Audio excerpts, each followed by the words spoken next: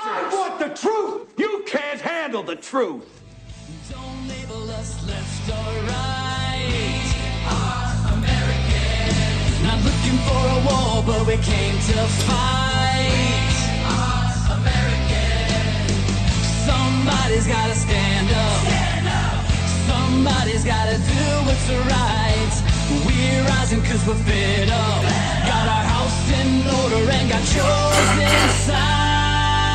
I am American, that's what I am, it's what I think, and what I do. I am American, that's what I am, and I bleed red, white, and blue. Well, good morning, everyone. I'm going to tell you right now, it is cold in St. Louis. You think it's like 0? I don't know, something like that. Of course, if you ask the weather service, it's like, it feels like, actually right now, it feels like 70. I happen to be inside. But it's frigid cold out there. Good time to be in Florida. Real good time. But it is what it is. We'll deal with it. And if you don't know what to do in the cold, what you do is turn on the television and they will tell you everything that you need to know about how to deal with it. You're not adults, so you need to get on, you need to go watch TV, and they will tell you how to dress, what not to do, what to do. They'll tell you everything you need to know. So I don't even know why we have parents anymore. All we have to do is watch TV, and they'll say, make sure when you go, first of all, don't go outside. It's dangerously cold. Can you, man? I'm tell you what, as a kid, if you told me that, I go, I'm going outside. You know, I mean, everybody's wusses. There's wusses out there, left or right. So anyway, just whatever you do, you're an adult. Do what you got to do, and I'm sure you will be fine. You've made it this far, and you're going to make it even farther. It's supposed to get a lot more snow here in St. Louis. I think 3 to 9 inches or something like that. So that's going to be fun. I always love having fun like that. No, I'll tell you the truth. I'm not looking forward to it, but it's a good time. If we didn't have our event this coming Sunday, I think, and somebody else had a doctor appointment, I think we would have just jumped in one of our vehicles and said, let's go south. Let you people handle it. But no, we'll stick it out with you. That's the way it goes. Too damn cold. Anyway, you know, it's really funny because when I was younger, I can handle the cold great. I mean, I took pride. I took pride in not wearing gloves. I just knew I didn't need gloves. It was one of the tough guy things that we did. And now I look at those guys we went to dinner somewhere the other day, and guy walks out with a T-shirt on. I'm freezing. It's like, whoa. I remember I used to be stupid like that. You ever do that? Anyway. Alrighty, ever since we were here last time, the president was being trashed as the head of the cults, and they were going to impeach him. Now, he was impeached. He just wasn't found guilty. I know a lot of people don't get that, and they go, well, he wasn't impeached. Yes, he was. He was impeached twice by establishment Republicans and Democrats. Remember that. That's why the Republican Party is so pathetic. That's why when people tell me how much they have to, they're going to do their own thing and that's it. Don't do. I want to explain this to some of my friends here. I totally get it when somebody says, I really understand, but I just think the Republican Party's awful, and we're going to go do something else. Well, if you're thinking that, I totally understand. But that's exactly what the few in the establishment want us to do. Now, you're thinking, well, there's 75 million of us and we all leave. But the problem is that then they and the Democrats win. Because we are really without a party. Now, we can start the Patriot Party. Look what happened with Facebook. Facebook, people leave Facebook, so they go to MeWe and all the rest of them. It divides us. And that's one of the reasons we started real Republicans, because it was like, we're not leaving. We're kicking their flimsy asses out. I mean, that's really what it amounts to. We're kicking them out. And because we're real Republicans, they're phony Republicans. It's that easy. I don't call them rhinos anymore. So if you call them rhinos, then get over it. Call them phonies. That's exactly what they are. And unless we put that message out there, they're going to get away with it. You just cannot, look at what Trump did. Trump called it fake news, and it stuck. And I'm taking my lead from Trump, and you do it that way. You say, hey, wait a minute. They're phony Republicans. They're not rhinos. They're not Republicans in name only. They're phony. When they put their name on a ballot, they call themselves Republicans, and they're full of crap. Everybody watching this ought to know that. I mean, everybody. It's just... By the way, over the last few days, met some great people. I joined a VFW. Okay, I was not in the service, but my son was, and so they let me join. And and it's been great. The people have been great. And by the way, no mask. And I want to get back to Thursday evening too. Thursday evening, my friend Keith Carroll had a meeting in Perry County, and I got to go and I got to speak. And thank you very much for that, Keith. I appreciate it. I think we made it. I think we make a difference. I think as time goes on, we're going to make a difference. But it goes with really and truly wanting to make a difference. And I don't have, as people know, I don't have a lot of tolerance for people. And this happened last few days too. I don't have tolerance for people that try to tell me how I need to do things when they have done nothing. I love that, don't you? Don't you love it? It's like you're cooking in the kitchen, and you've been cooking for years, and you get somebody that saw a TV show, and all of a sudden start telling you how you need to cook. You're going, wow, it's really good. You're okay. What do I do? Well, this is how they did it. Honestly, it's so ridiculous. Good morning there, Larry. And so, when we're doing Real Republicans, I get all this free advice. Because they don't put their money where their mouth is. They don't put their time where their mouth is. They want to tell me how to do it. They want to tell the people that are involved in it so far that actually do things and contribute to it. They want to tell us how to do it. It's really quite amusing. And I do laugh at them. I really do. I just like, oh, really? Tell me more. Tell me more. I got to hear this. It's funny. Good morning from snowy Texas. You got Texas? You got snow in Texas? We must find true conservative American patriots to run for office. Exactly. That's the whole point, Cynthia. And Cynthia, as time goes on, we are going to do a chapter in every damn county in this nation and take this stupid, loser Republican Party over that's run by Mitch McConnell and Lindsey Graham and the rest of them. I mean, it's time we take over. And we can't do it sitting there telling everyone else what to do. It becomes us. It becomes us.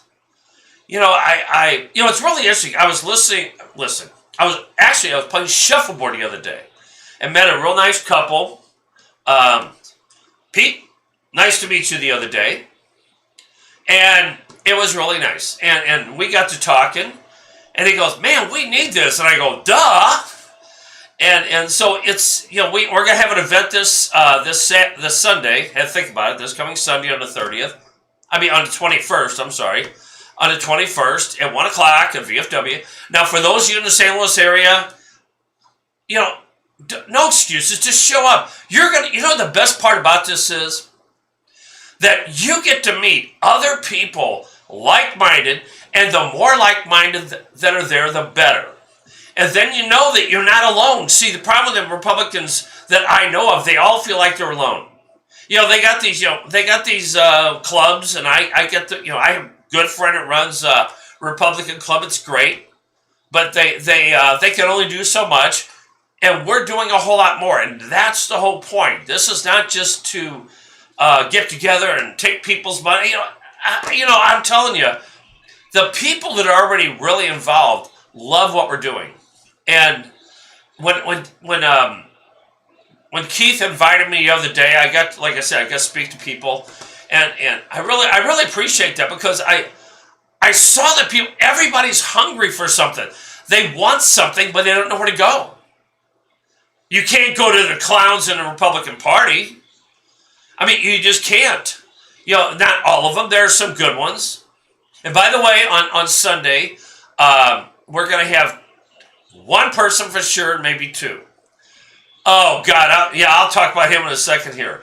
The losers that voted for Trump to be convicted. Just unbelievable. The two people, just so I don't forget, because I will forget, on Sunday, my good friend Brian Spencer. Now, a lot of you people don't know who Brian Spencer is. See, the reason you don't know who he is, a lot of you people, is because most people, I mean, if you're from the St. Louis area, the only ones you know about are the publicity hogs. Not the ones that are really working hard, the publicity hogs. And that's the ones you get to hear about. Well, Brian Spencer termed out at the same time my friend Jim Neely did, termed out as state reps. And if we're lucky, my friend Mr. Neely will show up too. If he doesn't, I'm like, no, he may show up, and it'd be great. We'll have couples. And the reason I picked certain reps, now they're former state reps, so the good thing about it is they can actually say more. That you may not understand that, but they can say more, because when you're there, there's only so much you can say. Otherwise, the hierarchy of the Republican Party slaps them around and says, you're not supposed to hang out, talk to that Dave Day guy, that Super Dave guy. You're not supposed to do that because he's not one of us. Well, that's what and look, with Brian, I always joke with Brian, and I say, he goes, we don't agree and everything, and it's like, I know we don't, and I always figure the more he hangs around with me, the smarter he'll get. Isn't that how it works, Jim? I know you were listening. So, all right, Larry Keith says, I worked hard to get Bill Cassidy elected, and now I am going to put more energy in making sure he never represents the state of Louisiana again. See, Larry, it's really interesting how politicians are the very best liars. Oh, my God.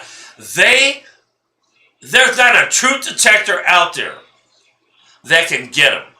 They have lying down to a science. Not all of them, but some of them have lying down to a science. It's really interesting because, you think you got him, and it's like, wow, this guy's great, and all of a sudden he does it. You know what this is what they do. He just got elected, right? He's got almost he's got 5 years. Let's do 5 years. Because in the 6th year, he's going to come to you. He's going to hope that you forget. Now, everybody says, oh, I won't forget. I'm not saying you won't, Larry. But he's going to hope that you forget. And then he's going to ask for forgiveness. Or whatever it is, whatever it takes at that time. That's why I should say it that way. But he's going to ask for forgiveness. And you know what's going to happen? If we keep it the way it is, nowhere else to go, he'll be forgiven. Well, we didn't understand. Well, this is why he'll come up with some lame excuse, and you're going to go, well, okay, not you, Larry. A lot of people are going to go, well, who else do we have? And that's the key, my friends. That's why we have rural Republicans, because our goal next year is an election year. Our goal is to get as many people lined up. Now, when I say next year's election year for 1/3 of the Senate and every House member. That's federally. On a state level, I don't know what yours is. In our area, every 2 years, the House members are voted. They're voted there. That's when the election is, and every 4 years for Senate. But right now is the time to get all that stuff together. You might have think so. You go, I'm a little tired of it. Let me tell you, they are working hard now. They want to make sure they have all their ducks in a row and that they get who they want. Yes, the establishment that you dislike so much, that's who they want. They want you to stay quiet. They want you to, be all mad at them. They don't care if you're mad. And if you notice, a lot of times, it's 1 or 2 people that will do this. Because it really made the media, if you notice, the media had fun with this. And 7 Republicans voted with them. And so, how do they frame the story? What is wrong with those other 43 Republicans? Now I'm going to do a little Politics 101 here. Do not fall in love with those 43 that voted against conviction. Don't fall in love with them because they have that set up. They realize Roy Blunt, for instance, is going to be up for election next year, and he's gonna run around. Right. Well, yeah, and you're right. In the state, every 2 years, half the Senate is. So you're right. Thank you for clarifying that. They have 4-year terms, and half of them are one or every other year. So there you go. Well, you know what I'm talking about. Anyway, I want to get back to this though, because what'll happen is when we're not, if real Republicans throughout the nation is not ready for this, then those same people will go back. Right now we have some liberal senators who say they are Republicans, and they're making it hard on the real Republicans, the conservative Republicans, and I'll call them real Republicans that we have for certain bills. And the key to this is something that I keep pounding in people's heads every day. If you go to the primary, you vote for the real Republican. That's it. And if you vote for the real Republican, not the phony, not like what Larry was saying, they thought Cassidy was a real Republican, and they found out he was a real slime bag. He's a hypocrite. So, now you got to wait 5 years. It's really pretty awful. Same with Mitch McConnell. But let me tell you, one of the reasons why being united, because really, I'm dead serious about this, and eventually it will kick in. Being united means that we have a lot of people who are saying, what can I do? You could do so many things when you are united. You can go ahead and say, there's 5 million members or 50 million members of us. And we're all going to stop shopping at this particular store. That's how look, you may not like that. That's how the Democrats do it. They go to Beth Bad Beyond and they go, well, we're not going to shop at your store. They do it in unity. You don't like it. And so Republicans go, well, I probably won't go there. We will be much more informed voters from now on. Hypercritical voters are now coming on board. Every registrar's office should be audited, and our election board members must be held to do their jobs. You are absolutely right. There's a lot of cleaning up to do. Constitutional conservatives must volunteer to work the elections. Absolutely right. Everybody, look, everyone needs to go to realrepublicans.net and get involved. Put some bucks in the bank and go ahead and put your name on the list. Everyone. And in time, I really hope that we have different representatives throughout each county, each state. Now, you may think I'm thinking way too big. I'm not. Because right now, we got all kinds of, little groups getting together. But what the problem is, a lot of them are calling themselves other names. And that's fine, and I commend them for getting together. But first of all, get the third-party crap out of your system. It will not work. It actually makes it worse for us. I know a lot of people disagree with that. You got to understand, we own this party. The people I know, Jim and the rest of them, my friend Jim Neely, he's a Republican. He doesn't, it's our party.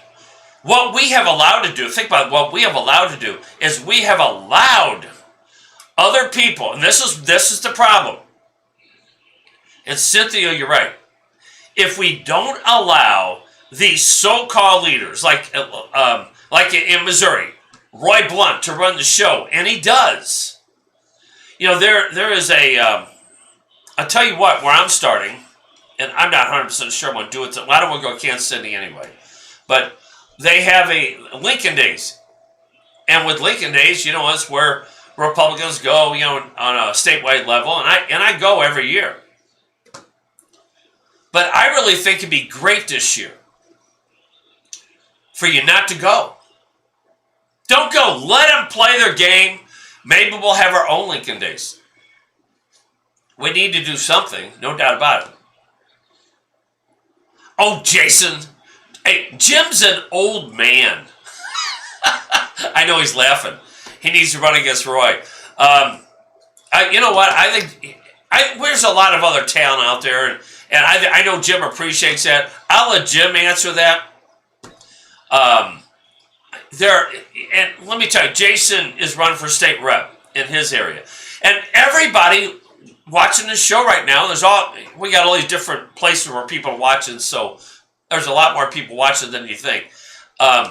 Everyone needs to support him, but the best way to support him is through Real Republicans, because our job is to unite and say, okay, we're going to have committees, and you're more than welcome to be involved in these committees. Where are we going to put our money? Where are we going to put our people? Where are we going to put our time? That's what we want to do. And if you think we're just going to do it 2 months before it starts, it's over. We have to plan this year. I don't mean in July. I don't mean, in March. I mean in February.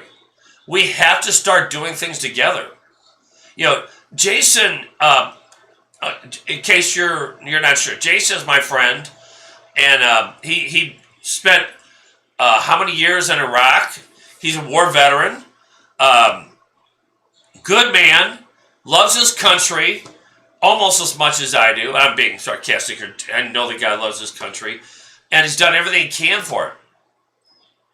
And these are the people we want there. And let me tell you something. Jason's the kind of guy that's not going to be easily manipulated. Those are the people we have to be concerned about. But, this is what I've told everybody. And I want to get your take on this, what you think about this.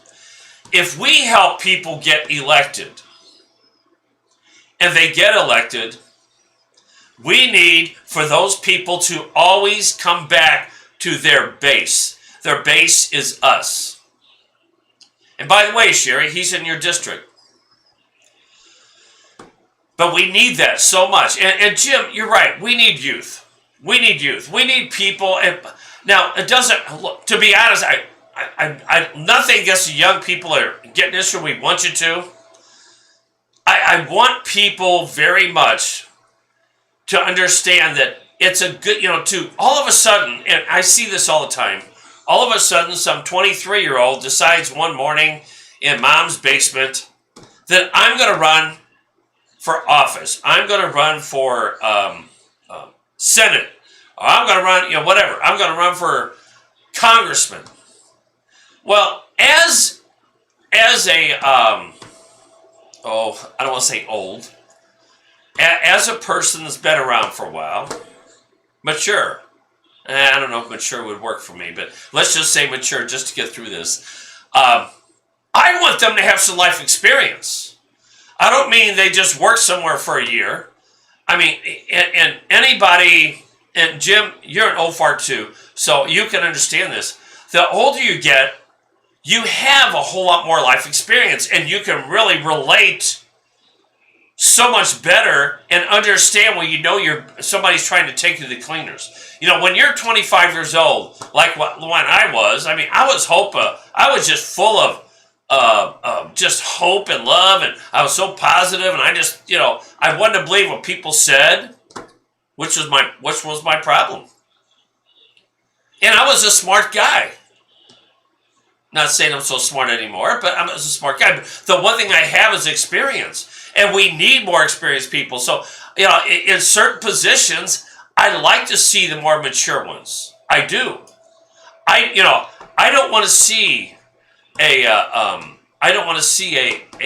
person go in at 25 years old and start and think they have all the answers on what it will take. You can love your country all you want, and the rest of it. But no offense, if you really think that you're all that mature, you aren't. It takes time, and there's something else that happens. Well, Sherry, you're right. You're right. The youngsters are good community organizers, and that's pretty much of it. Now, I know some of us are older, and people don't understand it. I'm talking like your wife. Uh-oh. Your wife's wonderful. But, people understand this, and they have to know that when you're 25 years old, you just don't have the life experience. And Sherry, you understand that. And it's nothing against them because we need their energy. But their energy should be learning. To have the experiences that some of us have had, you really have to have real life experience. You got to have some letdowns. You got to have some things that happen are bad, things that happen are good, so you can really measure. I mean, that's really what it amounts to. Experience is everything, and we tend to forget that. In fact, as real Republicans, don't stop at the rhetoric. And I go through this all the time. We had somebody run for governor against my friend Jim and had great rhetoric. Talked about all kinds of things. Oh my God, it was great. But when you looked at her track record, oh, wow. And people ignored her track record. So, I'm sorry if you ignore someone's track. I'm not talking what they did 20 years ago. Look, I did stupid things 20 years ago. I did stupid things 10 years ago. But you know what? You learn from it. And when you have somebody that hasn't even got their life straight yet, but they're running for office and they want you to vote for them, if you aren't, honest to God, if you aren't smart enough to figure that out, you need to be a Democrat. I'm dead serious. Republicans, I hate to say this, are also about feel good. Oh, feels so good. Oh, that feels so good. It does. It does. Oh, I gotta find this. Where is this? I have a gentleman. Let me see. I gotta find this. You will really enjoy this. This gentleman is he's got a PhD in immunology and virology. All right, and Let me get this set up here. Now we all know that. Hold on here. We all know that COVID is killing everybody. Okay, killing everybody. So I want you to see this because this is really interesting. This guy. I'll make sure I start over so he can identify himself. It's only 3 minutes long, but I want you to see this because now the video isn't that good, but I do want you to see this. So for those of you out there that think you know so much, please pay attention to this, because as we hear every day about being immunized and the rest of it, this is where we are. Virology and immunology. I'm a clinical lab scientist and have tested 1,500 supposed positive COVID-19 samples collected here in Southern California. When my lab team and I did the testing through Koch's postulates and observation under a scanning electron microscope, we found no COVID in any of the 1,500 samples. What we found was that all of the 1,500 samples were mostly influenza A and some were influenza B, but not a single case of COVID, and we did not use the BS-PCR test. It's polymerase chain reaction test. Celia Farber does wonderful journalism on the topic. I do videos on this channel for that. We then sent the remainder of the samples to Stanford, Cornell, and a few of the University of California labs, and they found the same results as we did. No COVID. They found influenza A and B. All of us then spoke to the CDC and asked for viable samples of COVID, which CDC said they could not provide as they did not have any samples. We have now come to the firm conclusion through all our research and lab work that the COVID-19 was imaginary and fictitious. The flu was called COVID, and most of the 225,000 dead were dead through comorbidities such as heart disease, cancer, diabetes, emphysema, etc. Then they got the flu, which further weakened their immune systems, and they died. I have yet to find a single viable sample of COVID-19 to work with. We at the 7 universities that did the lab tests on these 1,500 samples are now suing the CDC for COVID-19 fraud. The CDC has yet to send us a single viable, isolated, and purified sample of COVID-19. If they can't or won't send us a viable sample, I say there is no COVID-19. It is fictitious. The 4 research papers that do describe the genomic extracts of the COVID-19 virus never were successful in isolating and purifying the samples. All the 4 papers written on COVID-19 only describe small bits of RNA, which were only 37 to 40 base pairs long, which is not a virus.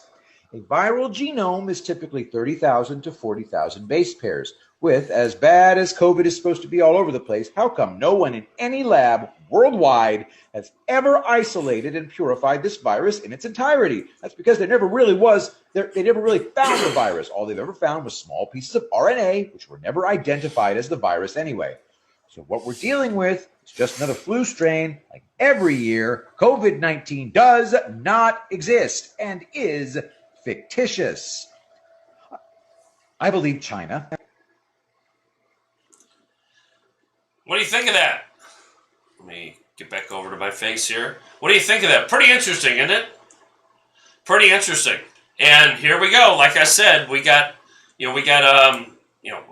no, there's COVID, there's this, there's that.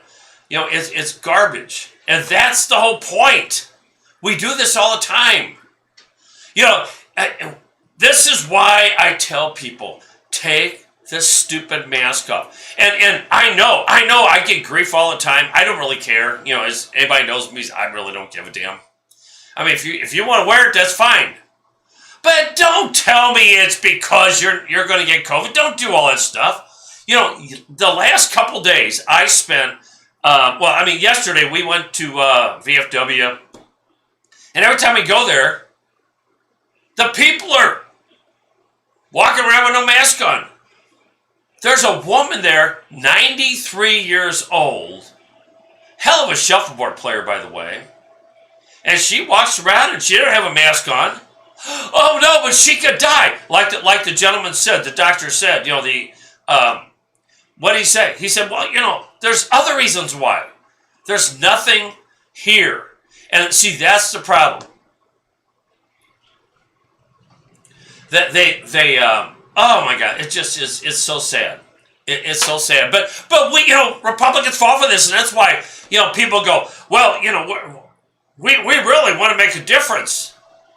And I'll look at them sometimes, and I'll just say, "You're gutsy." Oh, I got guts. Yeah, I'm really. Take the mask off. Oh no, I don't want to do that. I may be confronted. Oh my God. Oh my God, you may be confronted. Well, we can't do that. Look, it's very simple, and I've done this many, many times. When you go up to a store and it's got the sign on the door, ignore it. They have to put it there just to cover their butts. I'm sure most of it is for insurance. Some of it is for the idiot health department. Walk in. Go in. Just don't. It doesn't matter. If they say something, you have a choice. If you have to have something bad enough, put it on. It's their business. Okay, fine. But I like to do the opposite. I like to go elsewhere. I can just go somewhere else. They want to stop cows from farting, wear the mask at the farm. I'm done wearing a mask. I remember the woman, a few weeks ago when we came around, she was at a store and they took a video. And she goes, I'm done with it. I'm done with it. And everybody should be. But when I go to the store, depends on which one I go to, but if I end up going to Walmart or something like that, I'm one of the only, myself and Wendy, we're the only ones in a place without a mask on. People, I like the ones that wear with the big beard. It's not doing them any good. I mean, none of it does any good. Actually, it's doing just as good for the guy with the beard as it with the flat face. In fact, I will say one thing. If you want to wear a mask, we at Real Republicans are going to start producing our own mask. They're plastic fitting. Give it to your liberal friends and stupid Republicans. They fit nice and tight, and probably within the first couple minutes, I promise you'll never get COVID. You won't. You won't get COVID. You won't get anything ever. You'll never be sick again. Oh goodness! How do you beat a president with the best economy? Create fear, shut down the economy, isolate people from each other, so they can't communicate. Create a strong media, and you are on target right there, Jason. We couldn't even have when I was Jim's campaign manager, we couldn't even have get-togethers. The governor who wanted to be reelected, not the elected governor, the appointed governor, because he played his little sly crap, wanted to be elected, and he made sure that for quite a while we couldn't even have get-togethers. That if you had more than 20 people, forget it. I mean, even, think about this. Say, for instance, we had rented a hall. And say, for instance, you could have 200 people. Well, you can only have 25% because, COVID, when COVID goes in there, COVID says, now, wait a minute. And we know COVID's phony anyway. But, it goes in there and says, hey, there's 51 people in here. This is where we hang out, baby. This is where we infect everybody. People get flu all the time. I mean, let's talk about lack of brain power. That 2020 had the, supposedly, that's funny, supposedly had the least amount of flu ever. And do you know what people bought? This is what gets me. They said, well, that's because they had masks on. Oh, yes, that's what it was. Don't talk about it. In fact, if he knows, they don't talk about some of the other stuff. I always compliment parents who are shopping with their children, not wearing a mask. You're right. I always tell them I love seeing the children's beautiful. What? See, that's part of it too. You can't even see smiling faces. I want to address something that happened over the weekend. Did you see what the left did to the... Yes, I'm going to play that. I'm glad you brought that up. I am going to play that. What the left did to the... Put that back up there in case somebody calls. What the left did, though, to... Let me get it here real quick here. I actually got a couple things I want to show people. Let me the attorney. Now, nobody said a damn word about this, but the attorney, I'll bring this up here, the attorney who was representing Trump in the impeachment hearing, this is all okay. This is all okay.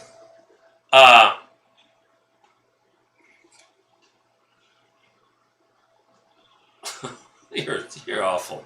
All right, let's play. Let's do this. This is he's talking to some idiot from CBS, and let me get a setup here real quick.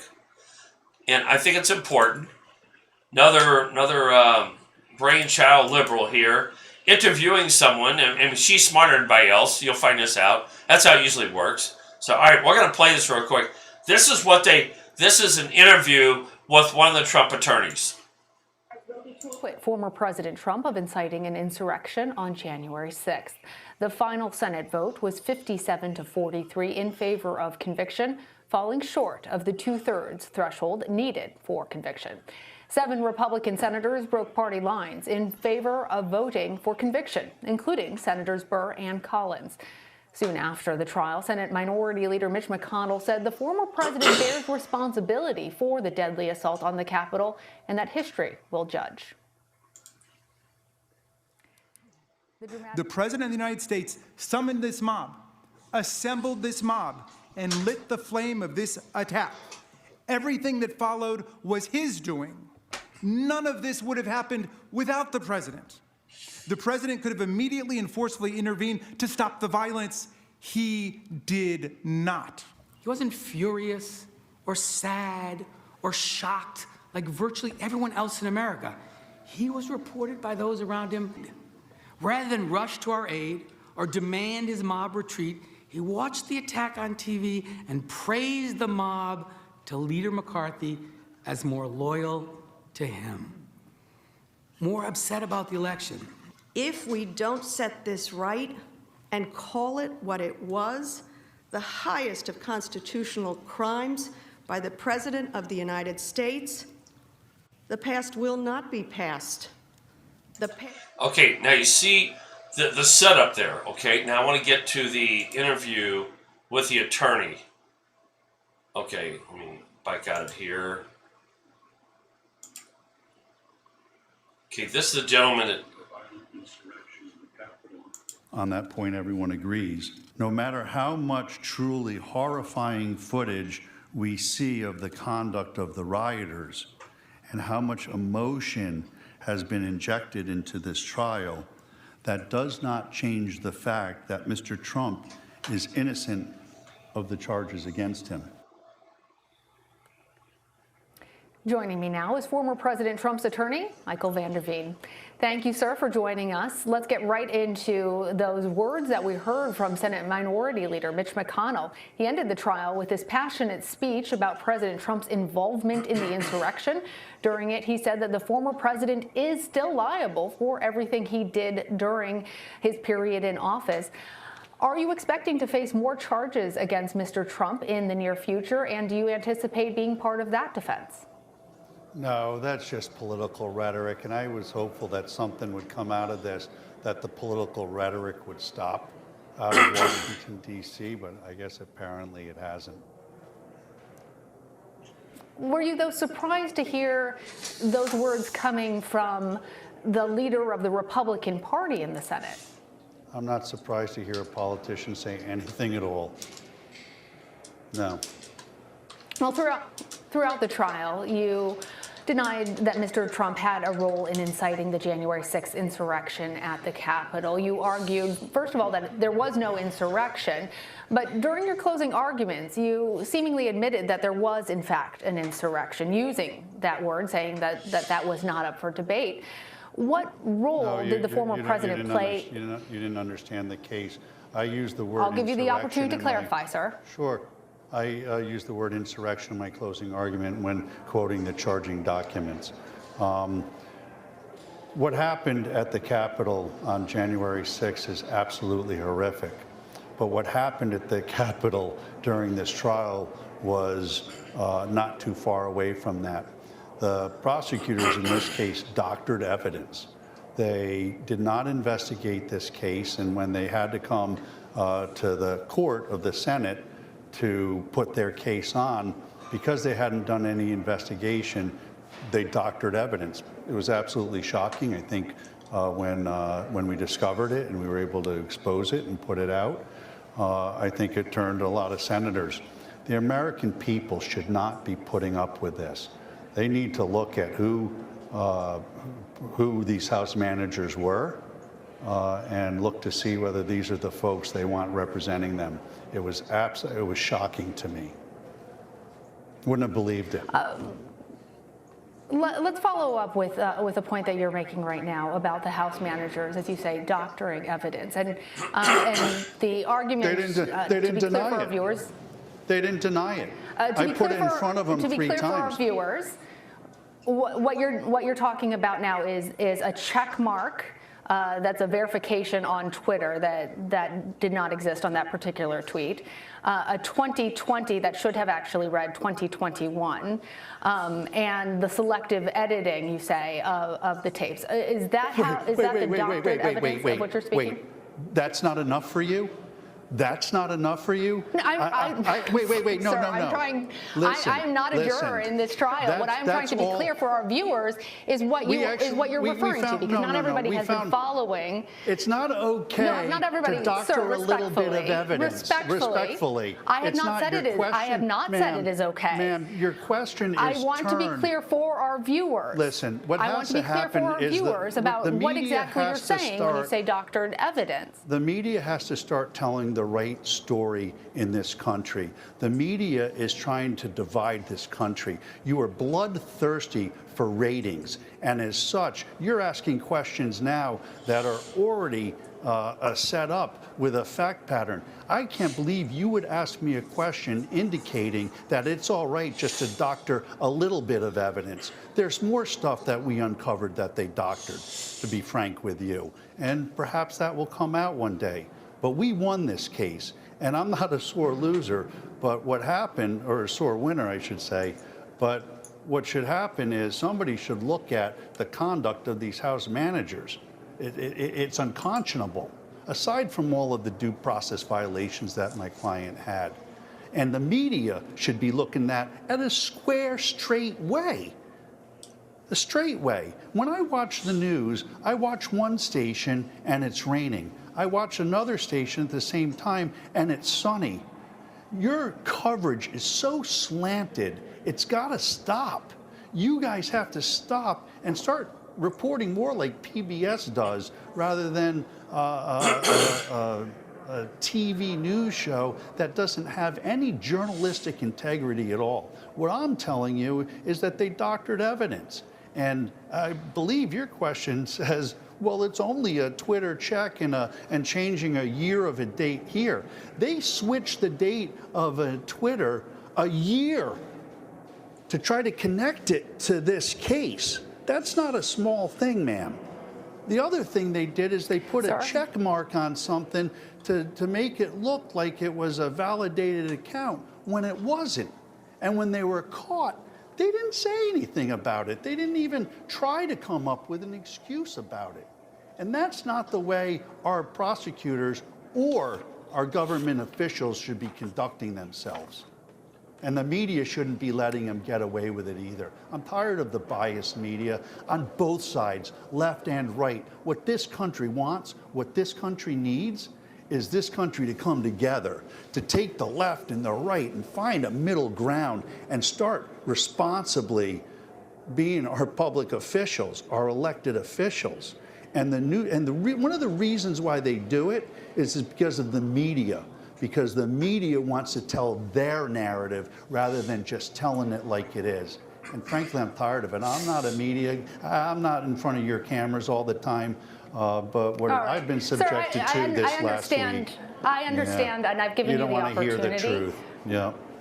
Okay. I've given you the opportunity. I will remind you that what I said was that for our viewers who have not been following all of the hours of this trial, to be clear about what you are speaking about. And I understand I'm speaking that you about seem the House very manager's upset. failure to prove their case.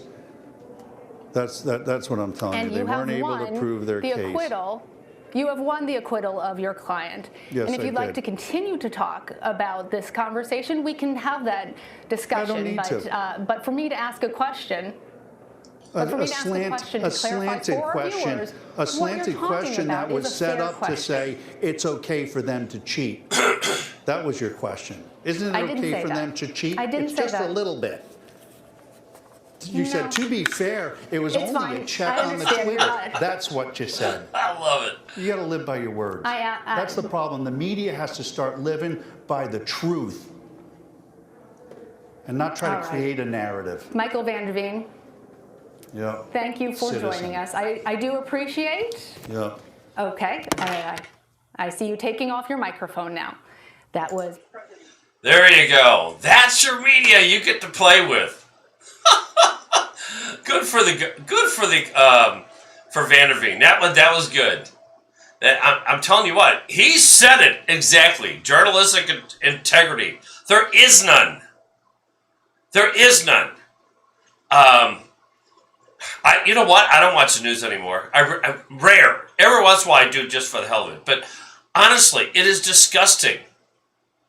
I'm reading the. He nailed it though. He nailed it. And if you don't, oh sir, it's only a check mark. Oh, God, that's the point. And I have been saying for years, the left frames the news.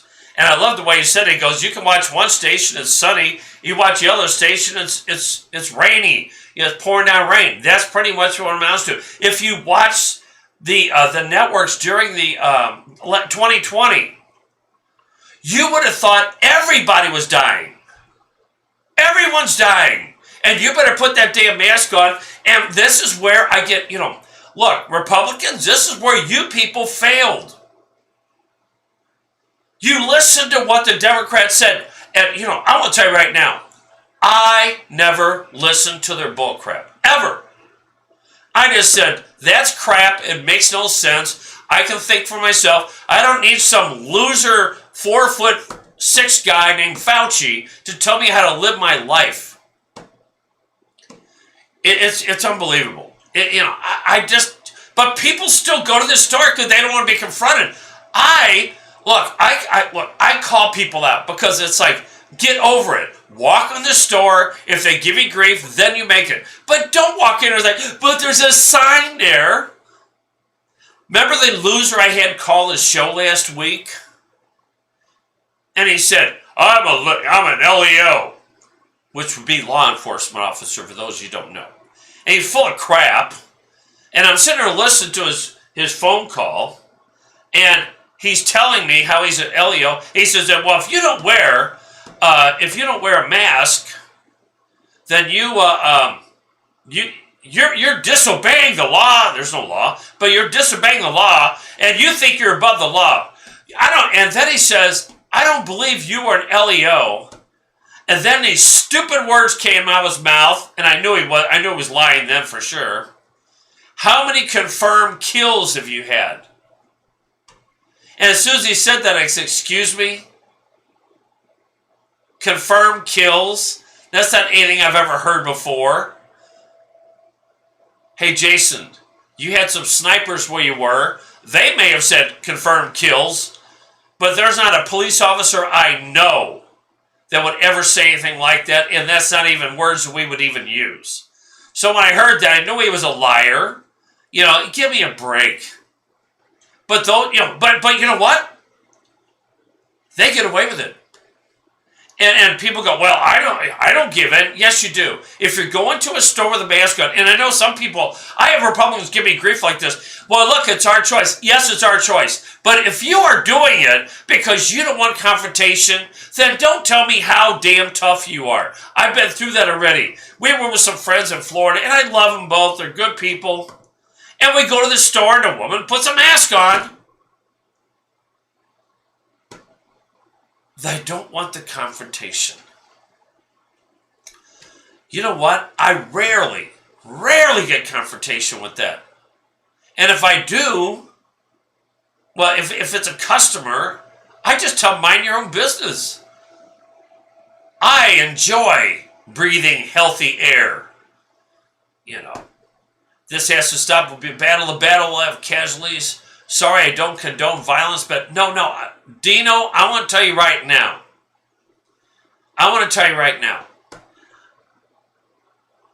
We are not going to make it by playing fair. No, hear me out. Playing fair according to their standards. What are their standards? Well, let me see. They how many police officers did they hurt last night? Let me find it real quick. How many police officers they hurt last night? I'm dead serious. There it is right there. In New York City, BLM. Well, that's just it, Dino. I don't go along to get along with anybody. I've been a rebel my whole life, and I'm proud of it. And I know a lot of people, it's really interesting, a lot of people say, Dave, they keep wanting me to give in. Oh, just wear the mask. I hear, just wear the mask. And I say, just don't wear the mask. But you're protecting others. No, I've got my weapon on me. I'll protect them this way. You go ahead and play your little stupid game. And I know there's probably some people listening right now that are going, oh, he doesn't know what he's talking about. I just played it. It's all a game. And until Republicans, it's really interesting when people start telling me what I need to do. Like I said, I don't tell other people I do tell other people what to do. Take stupid mask off. Start being a free American. Start and join realrepublicans.net. And I'm telling you, we can make a difference beyond anyone could ever believe. Where was it? Remember how we heard, the Republicans in the House are really upset with Liz Cheney because she said, let's go ahead and impeach Trump. By a really good margin, they reelected her. They did. Sherry, you're right. With the liberal, I want everybody to listen, with the liberal, there's no such thing as compromise. Their idea of compromise is do it our way. That's it. And you know what we have? This is something I've been trying to explain to some of my Republican friends who are in office, and all my Republican friends. If you think the media really cares what you think, dead seriously, if that really enters your mind, we have to take you back to a concentration camp to explain to you that the media doesn't care about you. The media doesn't care. If you think for 1 second they want to know what you think, no, they want to hear what you say so they can manipulate what you said into something else or make you out to be a turd. When they took my picture and put it in the front of the Post-Dispatch when I was out there protesting, they tried to make me look like a maniac. And I am. But I was a maniac for our rights. And that's the thing everybody should be doing. People, if you really and truly believe that your face masking is really, and you say it really isn't much, it is more than you can ever imagine. I see a government, by the way, the Biden administration is now aiming for guns. Oh, yes, they're aiming for guns. We knew that to begin with. Now, okay, let's go back to what people are saying. Well, yeah, but we really won the election, and it wasn't fair. One of the, there's so many things that happen. One of the problems we have, like I said, we're not united. Don't ever think we're united. We aren't. And because of the fact we're not united, the left gets away with everything. Remember when Fox News used to be a more conservative network? Now, as I've said, I don't care if they show other things, but really, Fox News has totally changed. And I think people want to watch the news that they feel more comfortable with. I don't need the news telling me every 5 minutes that somebody's dying of COVID when they just fell off a damn roof and that's what they're calling dying of COVID. That's the stupidity of the stuff that happens. But we just continue. You know, we find reasons. You know, it's what I tell people all the time. When we have elections, people say, "Well, I'm gonna run for let somebody else do it. Let somebody else do it." And the schools. Oh, I got a story here. I posted it myself here. Oh boy. Let me see. Where is it? It's about. By the way, did you know that Bruce Springsteen, who was a Trump hater and gave everybody all kinds of grief in the Super Bowl, I guess you know about that, he said, "Oh, we need unity." Well, it came back to haunt his butt because he ended up getting picked up for DWI. What do you think of that? All right, where is? By the way, Biden wants to say we want everybody that goes on a plane. This is scary stuff. We want everybody that goes on a plane, they have to have vaccination. What the hell is the government doing anything with that to begin with? But the 25,000 migrants seeking asylum in the U.S. are walking across the border like there's no tomorrow. And guess what? They're not demanding they get vaccination. You have to, and when they come here, we get to pay for their health care. We get to do all that stuff. So sit on your butts and do nothing, and this stuff will continue. Where is that? I had it here. It's about my. Well, it's not. I can't find it. It's about the school in. I think it was where was it? Where they were teaching. What were they teaching? They were teaching third graders, about transgender. Isn't that really wonderful that your third grader gets to learn about transgenders as though it's a normal thing? You know, they don't look at it as like, look, there's some people here, you know, this is where we don't have adults. Look, I grew up around a lot of tomboys, we call them, and they were girls. But they like hanging out with the boys. Who cares? And as they got older, they started developing, and all of a sudden they became some hot-looking chicks. That's bottom line. That's what happened. And they enjoyed being a woman. But these days, it's like, well, but they like playing with trucks. That must be a boy there. They actually do this stuff. Yes, they like playing with it. You know what? That's what a boy... They're actually causing the problem. And so then they're wanting these kids to get operations? You got a boy there who likes to play with dolls, and all of a sudden it's like, well, it must... Wait a minute. They're the ones that are saying that, well, if you're a girl, you play with dolls. That's the norm. It's not exactly what happens. There's always abnormal things that go on. Doesn't mean because you like to play with dolls, you want to have your thing cut off. And anybody that would think about doing that to a 5 or 6 year old, whatever it is out of their mind. A parent, and I will tell you right now, if I live in America and people are dumb enough to do this stuff, but at least they should at least wait until they get to a certain age where they can make their own decision. I don't need some nutcase mom or dad to tell me that their child wants to be a girl and they're going to go ahead and take care of it by taking them to the vet or whatever. That's what it reminds me of. It really does. Now that Biden has learned how to sign his name for almost a month, can they start working with him on his shapes and colors?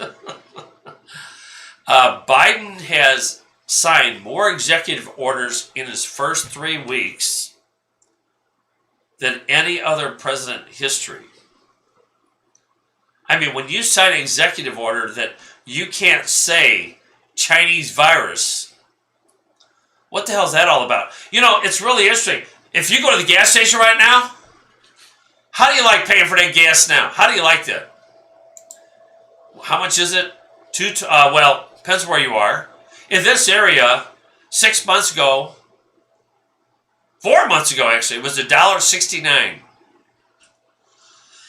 Well, when you go from being the leading nation in oil production, which of course is gas, when you do that, and you start shutting things down, no more drilling here, let's stop this pipeline, all that stuff, all of a sudden the price of gas shoots up. So you go from $1.69 to $2.29. You liberals that watch my show, what do you think about that? How much do you like that? Seriously, how much do you like the fact that now you get to pay all that extra money because you elected an idiot? Dead serious. I really don't know. I really don't know. That's your guy. 218 in Franklin County. But it's going to go up. And then, what about, I don't have insulin, I don't know, but when he signed the bill, so they could raise, you listen, so they could raise the price of insulin, which is a necessity. There's a woman that said, I used to pay $60 a month. It's $300. $300.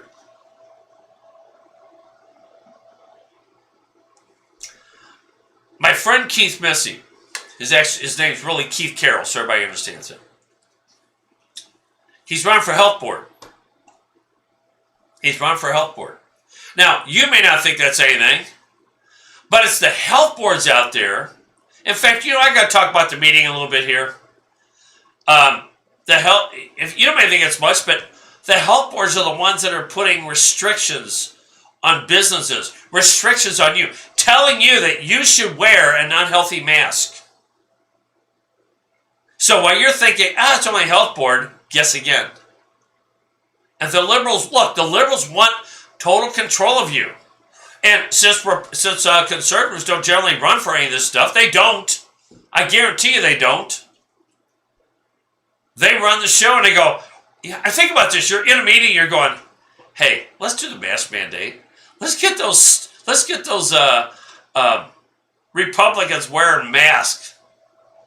Let's do that. They will want to wear them, and we'll make sure we have restrictions where they got to pay fines. That's what they want. And if you're dumb enough to let them do it, and I love people that go, well, I'm not going to do it. That all sounds good. The point is why should we be there? So we need to help Keith. We need to help everybody else. Oh, white privilege. That's another one. Thank you for bringing it up.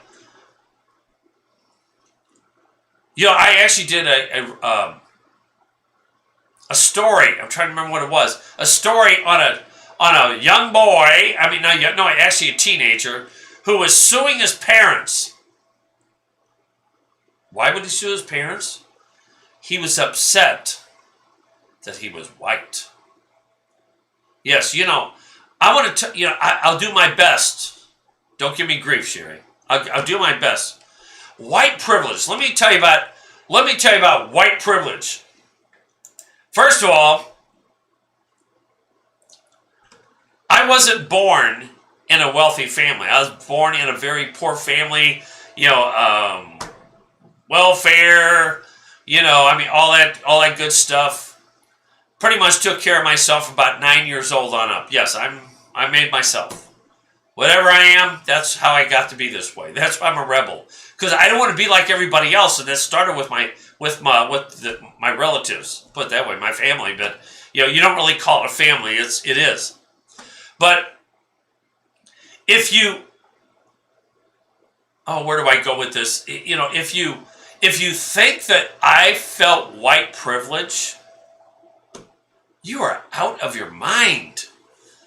White privilege, I want to take a lot of these, I want to take a lot of these black guys who think that I had white privilege when I grew up. By the way, out of all the family members I have, I was one of the only few that was successful. So white privilege didn't do us any good. It's another sham by the left. And by the way, hey, they teach us in school, like she said. They teach it in school. They teach on TV, they teach at school, all that stuff. And what do? We have school board elections and Republicans and established Republicans get. We're not doing that. We'll leave that to somebody else. And the Democrats on the left, they go, thank you so much. We get to brainwash your children every day for 7 hours a day. We get to tell them about white privilege, about transgender, about anal sex. We get to teach them all that stuff. And you are sitting home complaining. Honestly, if I was a liberal, sorry, you're not going to like this. If I was a liberal, I would find you to be the easiest people to be. You're too nice. Nothing wrong with being nice, but there's a time to be nice. And in one of my favorite movies, there's a time not to be nice. And Dino, that's what you're referring to. I think I'm a pretty nice guy generally. But I know a lot of people don't agree with that. But you know what? When I play politics, I want to be I'm going to say it how I feel. I want to be the biggest son of a bitch you ever met in your life. I do. I want to be the honoriest. And the reason is because we're not talking. We're not talking. And different. I have a different place. But we are not talking the exchange of ideas. Get over it. There's no such thing as exchange of ideas in government. If you think there is, forget it. I got my friend Jim here. Jim, how much of it was really about exchange of government? No, what it was legislation to make some people more powerful. If you have an electrical business, whatever. Let's say you got an electrical business. Some of the big electrical companies, they go in there and go, hey, let's pass. You ready for this? Let's pass more regulation. Let's do that. Let's pass more regulation and make it harder for this company to survive. Now, you may think I'm full of crap here. I'm not.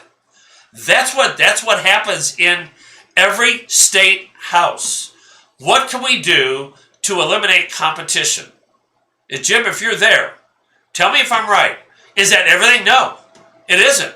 What can one side do to push their if they call them values, on all of us? Well, by the way, your privilege is being born in America, and there's a lot of black people that were. They were born in America, and they would have never. They'd still be in the tribes. I never understood that. It's like, well, in America, it's this way. If you were born in if you were born in Africa, where they can't wait to go back to, you're not going to have any TV. You're not going to have any of that stuff. You're going to be in a tribe. You're going to be running around with your pants off, with shorts, with underwear on. That's what you're going to be doing.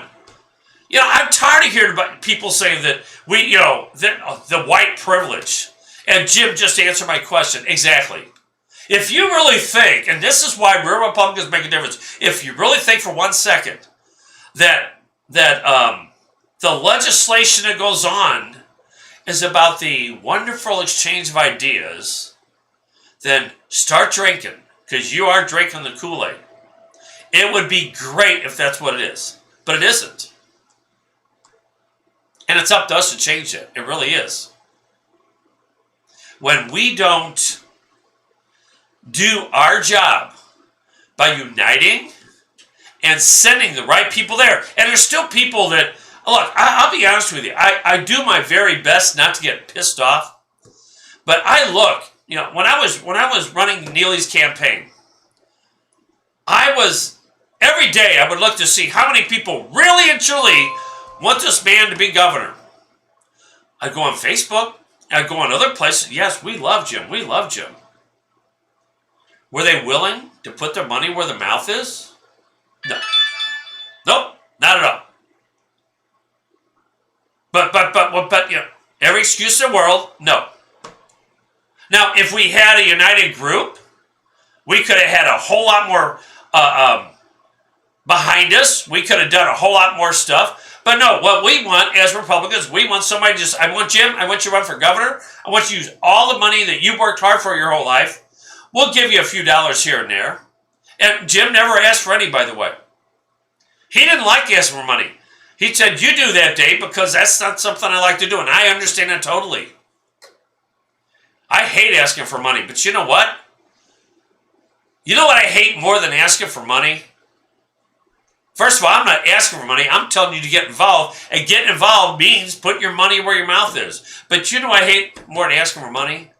Having horrible representation. Having hypocrites run the show. That's what I hate. I hate that more than anything. Having teachers in schools teaching a third grader about transgenders. I hate that with a passion. Apparently, I'm one of the only few that does. Because when people just complain and they don't do their thing, that's it. You know, everything I do, and I know people get tired of it. So what? You know how to turn me off. People get tired of it, but you know what I do is everything that happens is negative. When we saw what happened with the impeachment, you know what people did? I went ahead and posted on here. Let me read exactly what it is, so I don't miss. So I'm saying the wrong thing here. But I had a post on here, and my post was, and I meant this, and I got grief for this. As soon as it comes up. Now that Trump has been acquitted, oh, wrong one. I really do hope my Republican friends do not think that Trump acquittal was a victory. Now, that really bothered a lot of people. But here's the problem. There's a reason why I said it and people didn't get it. When people win, they quit. They do, they quit. Hey, we won that one. All right, what do you, in fact, here's what happens.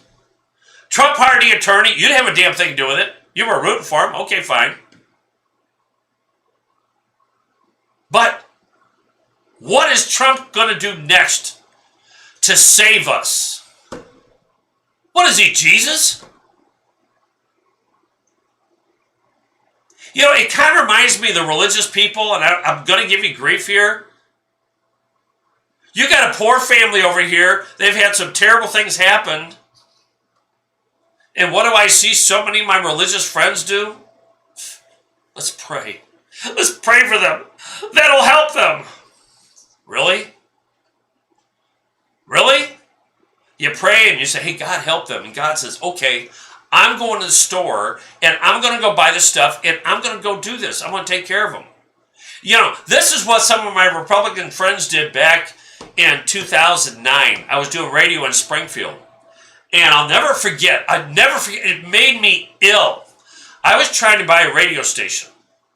And it was during Tea Party days. I was trying to buy a radio station because I wanted our voice. I wanted to be the Fox News type thing, but I wanted to do that. So I'm trying to buy this station, and I spoke to a gentleman who had a lot of money, and he said, you know, give me a week or two to think about it. Okay, fine. So in the meantime, people are losing their homes left and right. So I went back there and I said, what do you think? He said, well, I was really thinking about doing it, but you know something? I have this great opportunity. Okay, what's your opportunity? Well, there's a lot of people losing their homes, and I'm going to buy their homes for a song because they're going to lose them. And I'm going to go ahead and rent the homes back to them and make good money off of it. That was his idea. And I wanted to go take a shower. I was so disgusted. I'm still disgusted even when I think about it again. I could not believe he said that. And I just got up and I just said, I can't believe he just said that. And I got up and walked out. And he probably, knowing his brain, he probably thought I was mad because of that. But guess what? I was mad because of his disgusting attitude. And I'll never forget back then, there was a real estate agent that I talked to. I mentioned this on the air, by the way. And I didn't say what it was because I couldn't, because I was trying to buy a station at the time I was on the air. But anyway, I mentioned this, and a real estate agent called me. And she says, you know, Dave, she goes, I've never seen this in my life. She goes, I'm really disgusted. She had some of her Republican friends, you hearing this, folks? Some of her Republican friends in subdivisions say, I understand both those people lost their jobs. Now, when their house is ready to go up for foreclosure, let me know so I can put a bid on it. I'm getting sick to my stomach just saying this stuff that people called me and told me. Now, I'm getting on Republicans for a reason, because we gotta start acting like we give a damn and we want to do better. You know, my thought process was, what happened in the old days? What happened to the loving, caring Republicans we always talk about, who said, you know what, if this family's having a problem, let's help them. Let's make sure they don't foreclose. Let's make sure we help them get jobs, whatever. But they lost it. Their family was going to be homeless, whatever. And they were more concerned about that. So, this is down in Springfield, Missouri, by the way, just in case you want to know. So if that disgusts you now, a lot of people are like, well, why are you talking so bad about Republicans? Because those same people are the ones that don't want to put their money where their mouth is. They don't want to say, we have to unite and beat this thing, because we are not going to win if we don't unite. That's the biggest thing. It really is. And Mr. Missy is Mr. Carroll, Keith Missy is his Facebook name. Keith Carroll is putting his money where his mouth is. He runs the Republican Club in Perry County. He gives us time. He's running for health, on the health department, which, a lot of people, that's nothing. It's all something. If you don't have the right people, you know what? Let me put it this way. If Keith is on the health department, I guarantee you they're not going to walk away without it. Let's say, for instance, he's a minority. They're not going to walk away without hearing what a real Republican, what a real patriot thinks. Because Keith is. That's the difference. And that goes for everyone. Now, in Jefferson County, because I worked so hard in Jefferson County to help things go around, we do have people already that say, I can't wait. I cannot wait to run for health department. I can't wait to run for this. But we don't have enough of them. But, and here's part of the problem. These people are willing to give their time and effort. Their time and effort. And for those of you that don't know what to do, to start out with, start with the money. Start there. I have more respect, I really do. If you haven't done it, I know who you are. I do. If you haven't done it, go to realrepublicans.net and get involved. It's that easy. It really is that easy. And you know what I look at when I see that? I look at that. I don't look at it as like, hey, they gave money. I look at it as like, now there's someone that really cares about our future, about uniting as a group. I am not here to entertain you or anybody else. I really am not. I tell everybody, if you don't like what I say, if I'm too hard on you, put your mask on and turn me off. That's pretty much what you can do, and it really doesn't faze me. It's really funny. I met a really nice couple. And Pete, thank you. It was nice meeting you. I don't know if you're listening this morning. He couldn't wait to listen. And by the way, he used to listen to one of my competitors. and he understood what I was saying. So anyway, the gentleman works his butt up, but he wants to be involved. He's sick of watching all this stuff going on. And I see more and more people are doing it. But until you really and truly do it, you don't know. But when I look at the very people that have said, you know what, I'm doing this, I have so much respect for these people, because it's like the people are putting their money where their mouth is. They really give a damn. They care. They want to do something. Because honestly, folks, the one thing that people don't like about me is that I say it the way it is. But there are a lot of people that do. Sherry has said stuff to me.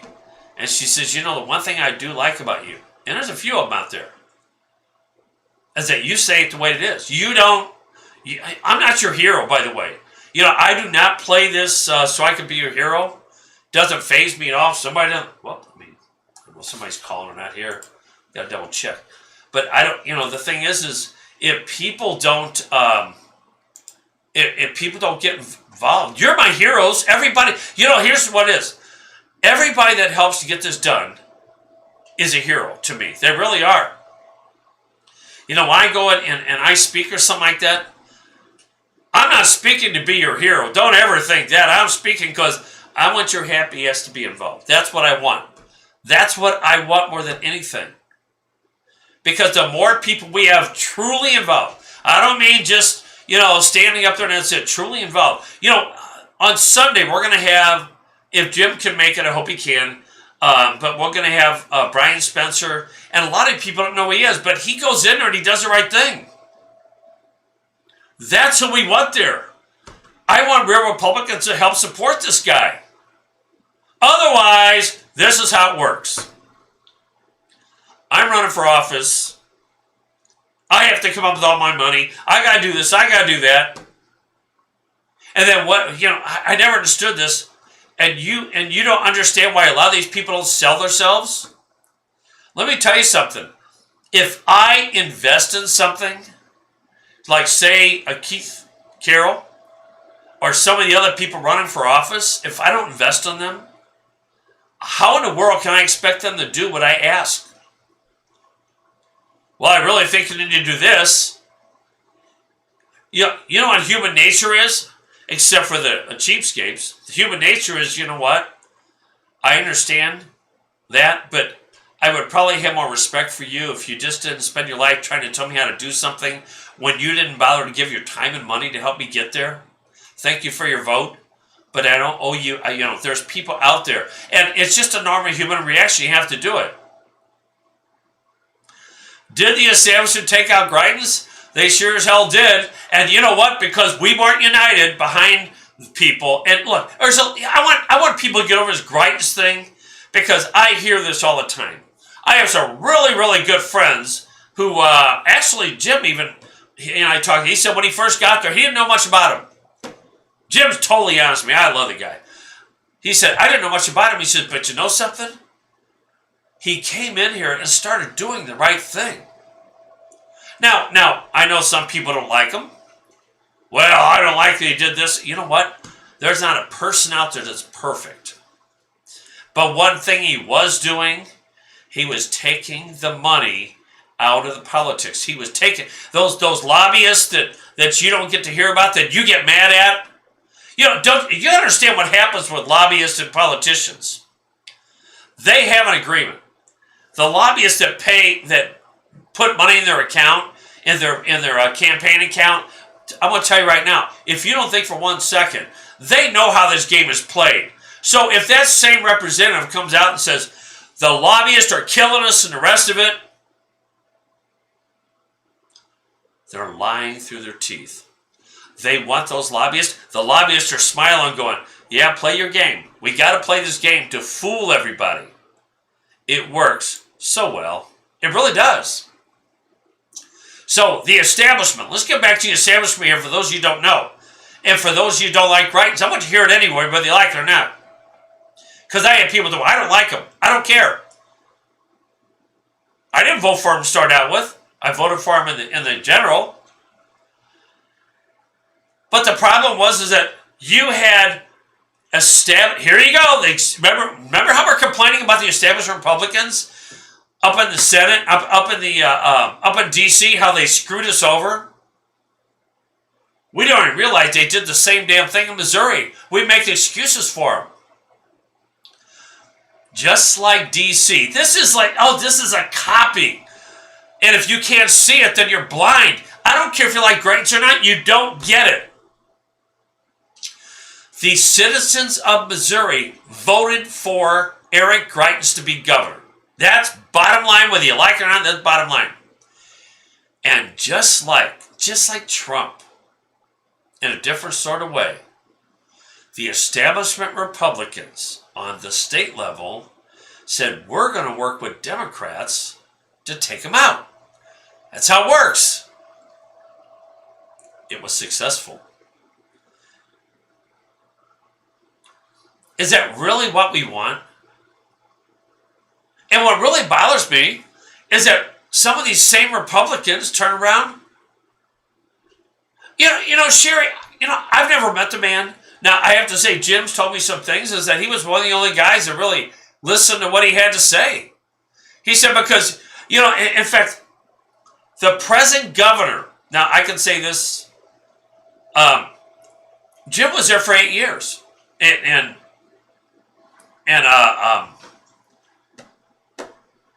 Parson used to be a state representative. I think Jim told me he's never had a conversation with the guy.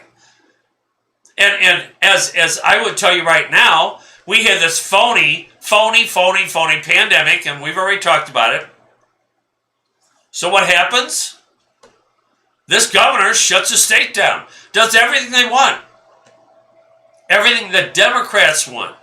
Everything the Democrats want. The Democrats ran the show because that was part of the deal. Remember this. They got Greitens out. They got dirt on each other. I guarantee you, when the Republicans went ahead and worked with the Democrats, worked with Kim Gardner to get Greitens out, and you find out later there was no evidence. It's just how it works.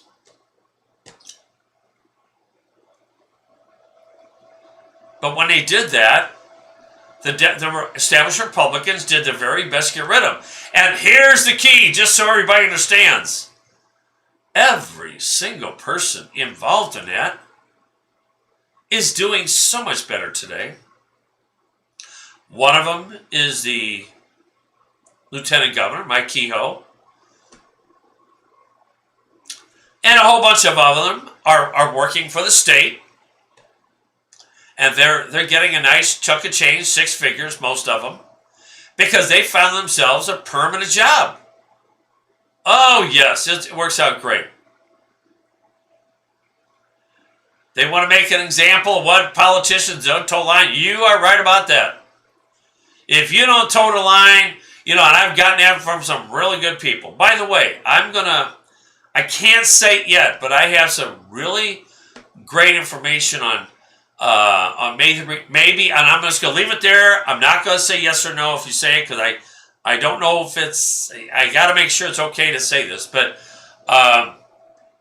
we may have the return of somebody who I admire very much, and we need people. I'll leave it at that. Don't ask. I'm not going to yes or no it, but and by the way, that person loves Real Republicans, loves what we're doing.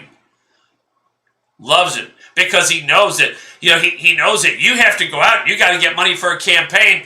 And one of the reasons why they lose, the good ones lose, is because we aren't doing our job. And I decided when I first started Real Republicans that I was going to spank some. I was going to spank some asses and let people know that if we don't do our job, I'm going to let people know it. And you don't have to like me. Go hang out with the establishment. They're there to help you, aren't you? Where else are you going to go? Well, let me see. Let me go find a freebie. That's the problem. You're right, though, Sherry. They want to make an example of what happens to politicians. Don't toe the line. I have confrontations with some of these people there. And by the way, a lot of them treat me very nice because of the fact that they know that I got a lot of people listen to the show and follow me in many ways. And I get a lot, there's a lot of votes that they're with this show and the rest of it. I don't have any power over anybody, but I will say that there is something there. There is something there. I believe that those rural Republicans should not self-fund but be exempted from monthly donations. We're running for office. I donated you're right. Let me tell you something. Did you like my story I told the other day? And for those people that are new, I will tell you right now, what you're asking, this is why you better get off your butt and help. Because when you're asking someone to change their life, you're saying, I think you would really be good at this. And we need somebody like you to represent us. If that's who you want, then you better open up your pocketbook. Because, and I'm serious about this. I'm not good. I'm sick of poverty. There's no, you people are getting, look, most of you people aren't waiters and waitresses or whatever. The pandemic, there's a lot of companies I know right now, it hasn't hurt your business. In fact, the other day, people still need things, and the Trump economy was still rocking pretty good, except for the industries that the Democrats shut down. The other industries were still doing well. Not all, but most. And by the way, how long is it going to take before all those jobs that Donald Trump worked hard to get back to the United States, how long is it going to take before they go right back to China? How long? Didn't take any time to get back in that Paris Peace Accord, did it? That is your tax money being thrown out the window. But we lost the election. You know what? If we would have been a hell of a lot more united, and you may think I'm crazy, you don't think the United... Did you see one commercial from the Republican Party? Did you see one? In regards to helping the president? I didn't. I didn't see one. Maybe there was. Maybe I missed it. And what do those same Republicans want? Mr. President, we need your coattails. And so the president did what you do in parties.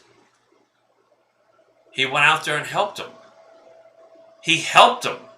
And then they turned her back, like the gentleman said earlier, Mr. Cassidy. Burr. Most of them are expected. And the other thing I do want to say, though, like I said before, do not only think it was the ones that voted for impeachment you need to get rid of. We need to go back in time. There are so many, and by the way, a huge majority of Republicans in the House and the Senate on a national level. Huge majority that sold the president under the bus. No doubt about it. In Missouri, Roy Blunt. I could go on and on. Ann Wagner. Blaine Luetkemeyer. Graves. Who else is there? I can't think of them. As far as I'm concerned, there were only two people in our state that has not stood against our president and stood with him, and that was Josh Hawley and Jason Smith. I know Jason. Jason is a good young man. And I believe he's there to do the right thing. And you know what? He stood with the president. Did we see that from most anybody else? No, they're out there for publicity. Had a great discussion with a friend of mine about all these people running for office who've already announced this is why it's important to support us. Already announced they're running for office next year. One of them, phony Mary Elizabeth Coleman from my county here. She wants to be a senator now. But I'll bet you 10 to 1, I'll bet you any kind of money, she doesn't tell you that she voted for Barack Hussein Obama. She won't tell you that. But what she will tell you is like, I introduced legislation to put Trump's name on the highway. And the Trump voters go, Wow. If you do that, if you vote for this woman because she did that, you don't deserve to be a Republican. I'll tell you that right now. If you do that, you are an idiot. I'm sorry. And I've got a few people I know who have already tried to tell me all the good stuff. It's like, no, I don't want to hear it. If you really think that's the kind of person we want, I'm tired of phonies. And by the way, the people, and this is where you have to learn for those of us that are experienced. We have a few people who are relatively new in the political business, who all of a sudden, they're like a child to me. All of a sudden, they think that they can beat the establishment Republicans. I have a hell of a time beating them, but I do. But they think because they got elected to something that they are smarter. I use this all the time. And I've said this before. How many politicians do I know get elected and think their IQ went up? They think just all of a sudden they're brilliant in every area. There are good things about lobbyists. This shows you the lack of knowledge of people when it comes to government. There are some really good things about lobbyists. There really are. Because when they have something they're trying to promote, they actually teach their representatives what they're trying to accomplish. Many times it's really good. It's informative, whatever. Many times it's not so good. But what do? We want to stop lobbyists. We want to, let me see, what else is it? We want term limits. I know, I get all my friends saying, but we need term limits.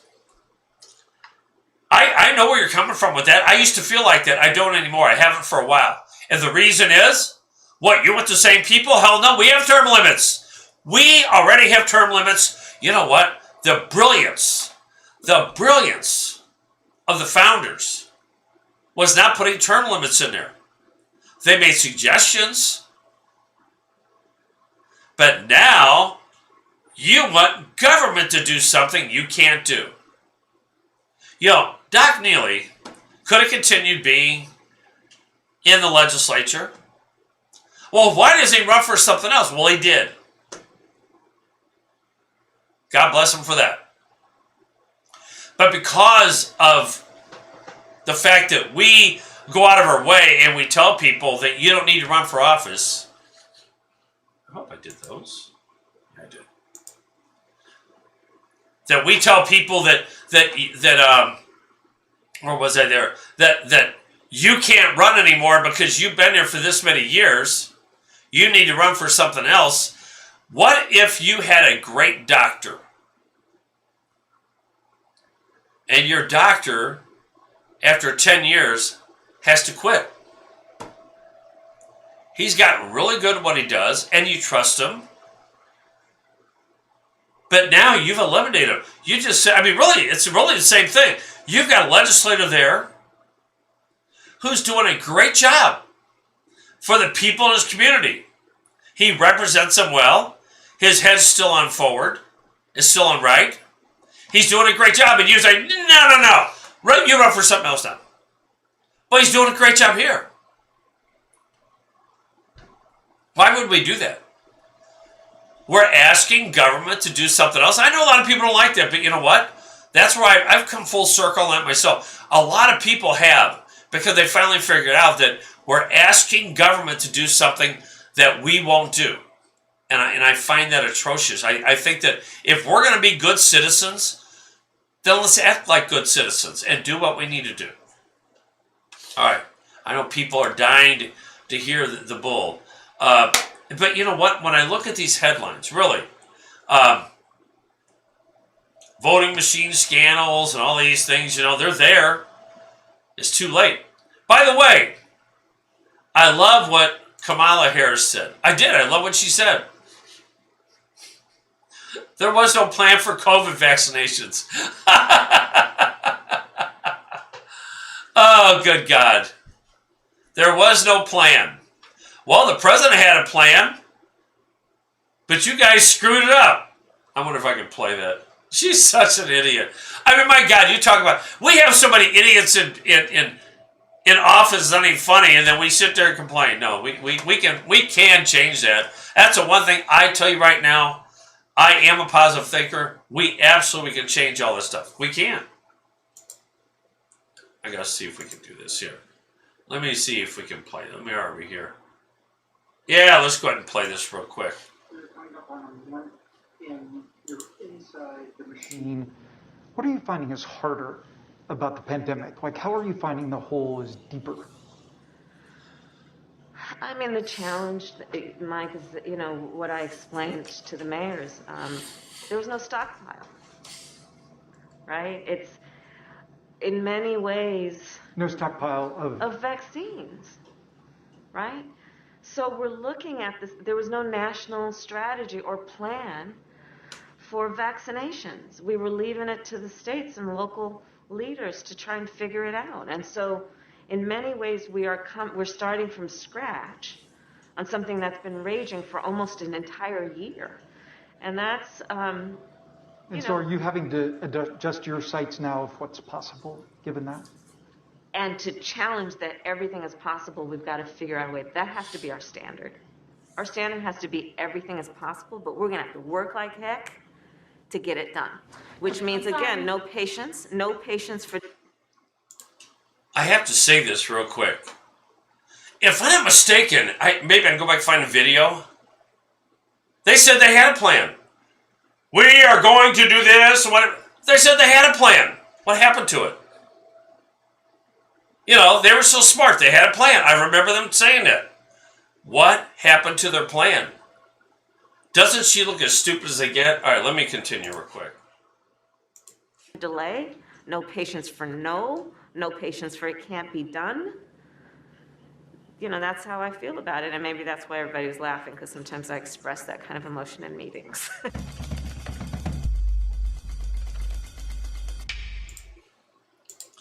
Don't you feel better now? That's your vice president. Wow. Unbelievable. Unbelievable. Yeah, she's a brilliant one, isn't she? All right. I'm going to... Now, the left wants to stop guns, right? Remember that? They want to stop guns. I thought this would be a great thing to show you here. And this is in regards to a 12-year-old. See if you like this. This is a picture of Linda Ellis, a 73-year-old grandmother who was shot in the leg during an attempted robbery in her... I gotta stop this for a second. She's out there. What the hell she got a mask on for? She's got it on because they have to continue to play their game. Anyway. Her home this morning. Now, if it wasn't for her grandson's brave actions, family members tell us things would have been a lot worse. Just before 1 a.m., Goldsboro police responded to a shooting at this apartment complex on South William Street. That's where they found Ellis, suffering from a gunshot wound. The phone was constantly ringing and ringing. It was a phone call. Chiquita Coley, Ellis's great niece, never thought she would have to answer. I just couldn't believe she'd been shot because she's a good person.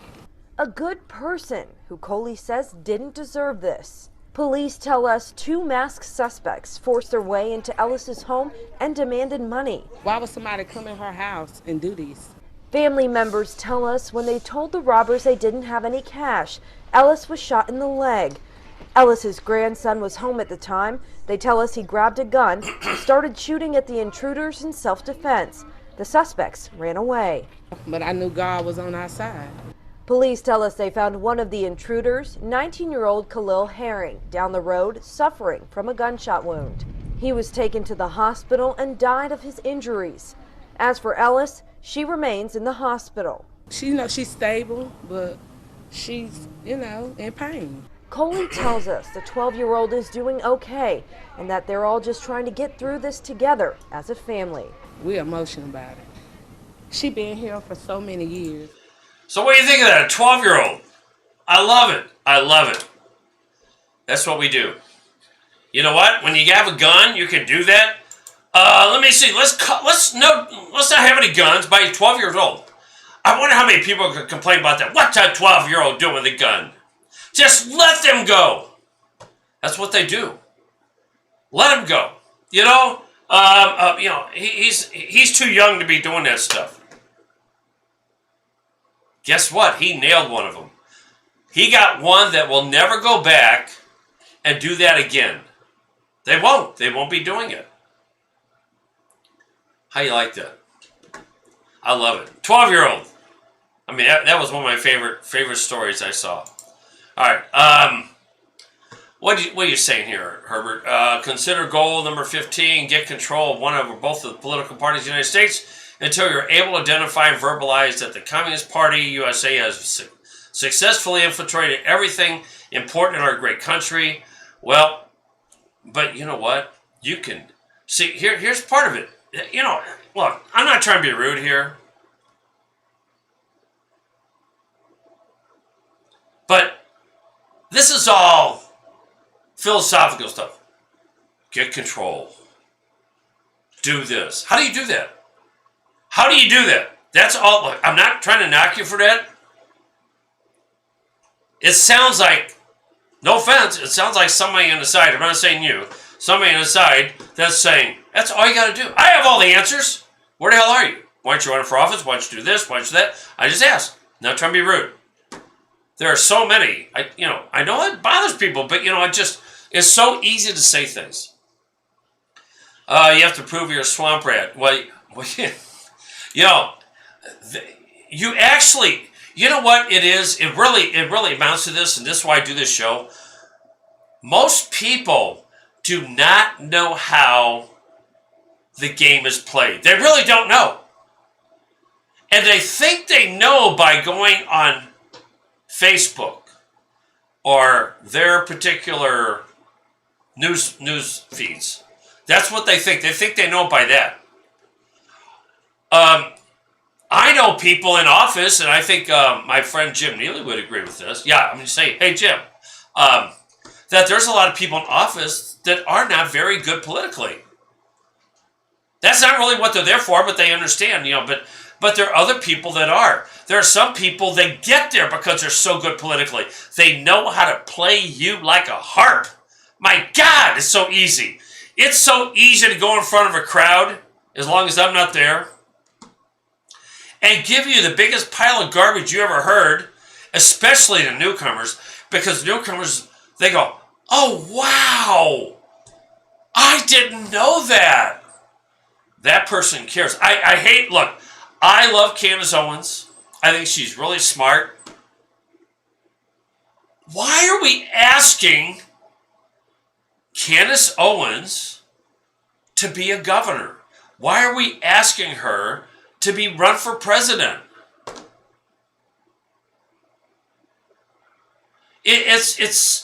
I'm sorry. It's just because you're good at one thing. There's a lot of people out there that would be good at it, that have these absolutely great skills of common sense. That's what it's like Jim says, common sense is where we start. If you can't start with common sense and logic, then what's the point? But we don't have that. Look, I'm sorry, conservatives are really bad about this. They'll find somebody that speaks up. I've had them say that about me. I'm the worst person you want up there. You know why? Because I say it the way it is. And politically, on that level, it's a different level. There's different parts of the game. It's like the best way to put it, I go back to my sports analogies. If you're a baseball lover, you have pitchers and catchers. You have outfielders. And everyone plays a role.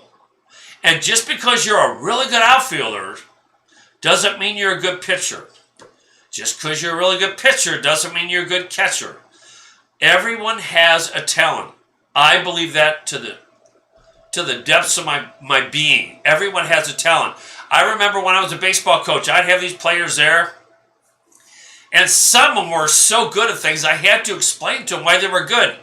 And I'll just say this, and I'll go on. There's a reason why I'm saying it, though, because people have to understand the parallel. I had a young man, my next door neighbor, in fact, who played hockey. I was a hockey coach. And he would go out there thinking he would want to be what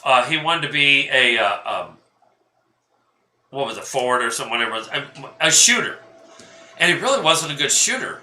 And he said, am I going to make the team? And I said, you're not going to make the team because you're not playing the position you should be playing. You should find out what you're good at and play that position. If you want to practice, you'll find, but that's not what you're good at.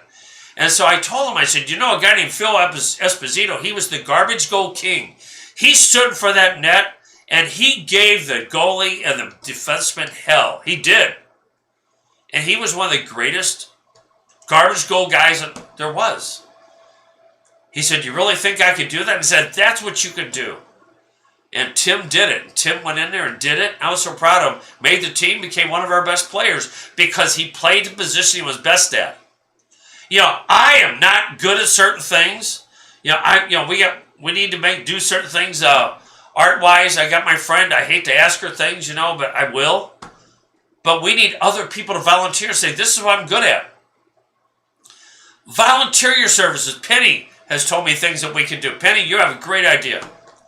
I mean, there's people out there. Volunteer your services, volunteer your money, your time, and that's what we need to do. Because the more people are involved, and it's really interesting, and you'll see this. When you finally get involved, you get where I am. And you go, wait a minute. Those other people over there, they want to tell us what to do. But they don't want to do anything except tell us what to do. We don't need more field generals. And I have never said I'm the greatest field general out there. Right now, that's what I'm playing. But we need everybody else, and that's the whole point. Because when you don't have everybody else, it doesn't work.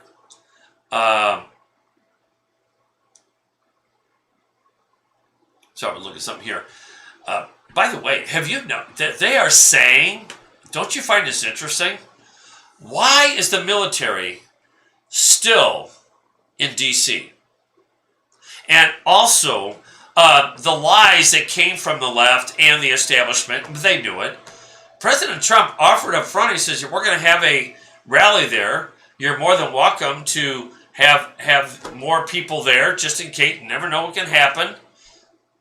I think he was also thinking the left. I think he was thinking left. Because Trump supporters were not the ones that did it. But I saw them. You talk about falling into a trap. The Trump supporters fell into a trap. And the media failed to report it, as we all know. That's what happened. The Antifa goes in there with their Antifa and whoever else was involved in that. They go in there, they storm the Capitol. Then all of a sudden we started showing up. And then they started letting them in. Oh my God. And then all of a sudden, who gets the blame? Trump supporters. Because Justin Hill, I saw Justin Hill. State Representative Justin Hill. For the media out there, I want you to know I saw this. If they're stupid enough to believe it, what the hell? Well, they told me, I'm going by what they said. I saw Justin Hill with his climbing rope. And he threw it up there, and he climbed up there. Yeah, he just climbed up there. It was something to see. Justin liked to know how he did it. Because he's a big boy. There's no way he did it. But you know. But according to the media, who does all their investigation, that's what Justin... Jim Neely, I'm surprised they didn't blame you too. You know, and instead of... I looked at Justin, and I found this great. Justin, I just say this about Justin. Justin was going to be sworn in on January 6th at the Capitol. It's a formality, big deal. He's already done it 3 times. And he said, I am not going to, I'm not going to be there. I'm going to support our president. I'm going to go to Washington, D.C. That's what he said. And good morning, Mr. Barton. And the media jumped on that and made up their own scenario. Oh my God, it was amazing. And then people thought, he needs to resign. He needs to do this. And they went after him just like they did Josh Hawley. They did on a state level. And then when Anthony, oh no, he needs to resign. He should never be there. I don't like him being there. He needs to resign. Number one, you're not in his district. Number two, you didn't vote for him. You know, the ones that didn't want him, that wanted him to resign, were the ones that didn't vote for him. And this is political advice that you have to understand. The people that get elected, really and truly, are really supporting. They can say they're supporting everybody. They are to a degree, but they really are supporting the people that got them there. You know, if you're a Republican, you got voted by the Republicans, you're going to support them because you agree with what you do. Why would you say, I support what the Democrats are doing when you don't believe what they're doing is right? You don't do that. You support, you support the Republicans.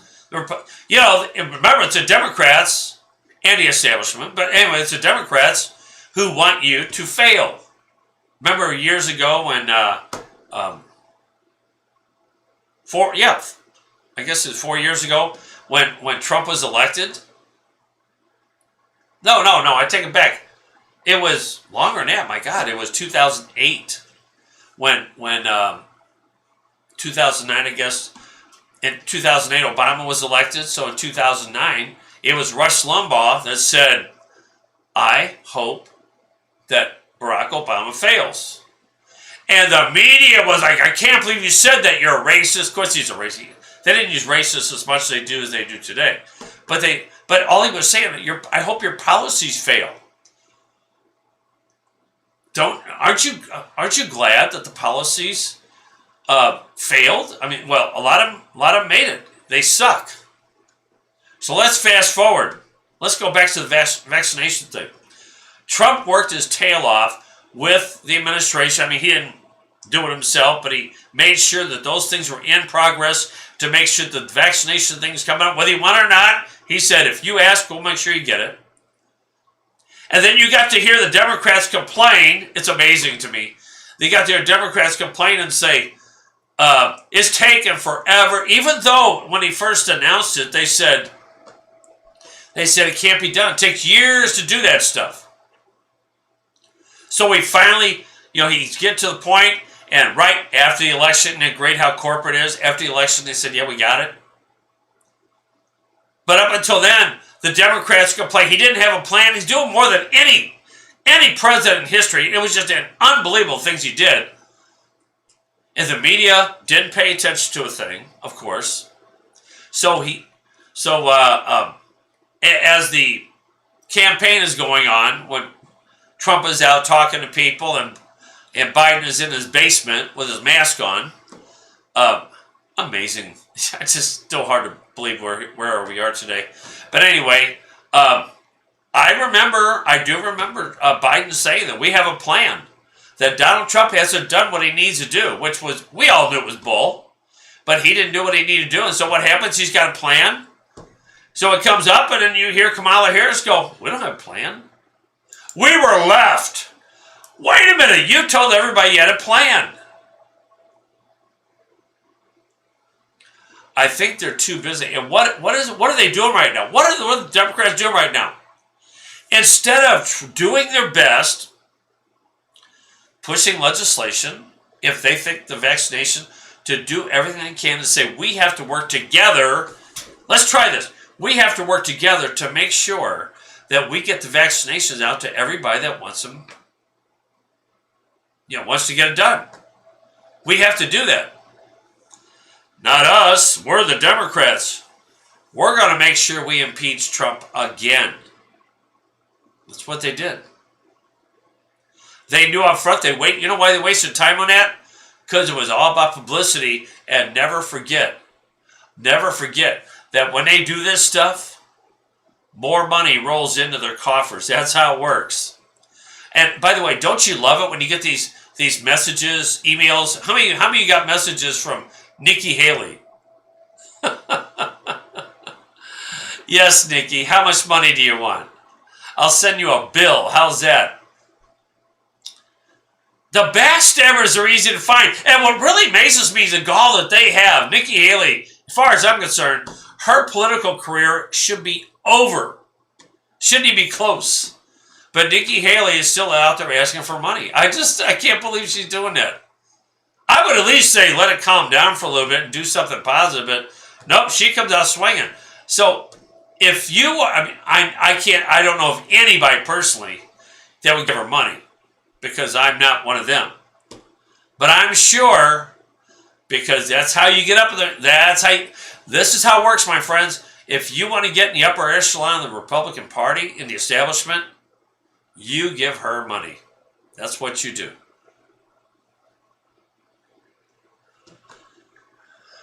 If the Communist Party USA had stopped 50 years ago, the Chinese would be, the Communist Party in the United States, Herb,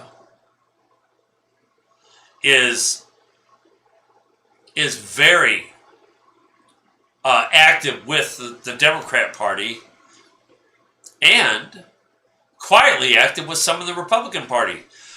You've got, how many Republicans do we have? Well, they call themselves Republicans. How many phony Republicans do we have now? Today, they have no problem selling us all out. And that's exactly what they're doing. They're allowing the Chinese buy up everything. Pretty soon, the manufacturing job is going to go back over to China. I guarantee that's what's going to happen. Your health insurance prices are going to go up. There's so much that's going to happen, and you're going to say, wow. But please, don't look at me and say what we can do. You at least have to show me that you really want to do something. Because frankly, most Republicans, I'm sorry, just how I feel, most Republicans are just like liberals.